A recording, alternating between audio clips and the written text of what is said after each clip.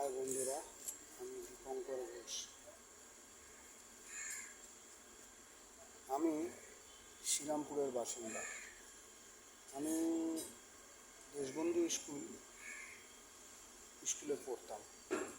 তো তখন একজন শিক্ষক ছিল যাকে আমি খুবই ভালোবাসতাম। আজ হয়তো উনি পৃথিবীতে নেই, ওনার বাড়ি হরিপালে। তা আমি আজ শিক্ষক দিবসে ওনার জন্য আমি প্রার্থনা করি উনি যেখানেই থাকুক এবং ভালো থাকুক, এবং আমার গুরুকে আমার প্রণাম জানাই আমার দেশবন্ধু স্কুলের সব শিক্ষকদের, যারা আজ আছেন, যারা এবং নেই, তাদেরকেও সবাইকে আমি প্রণাম জানাই।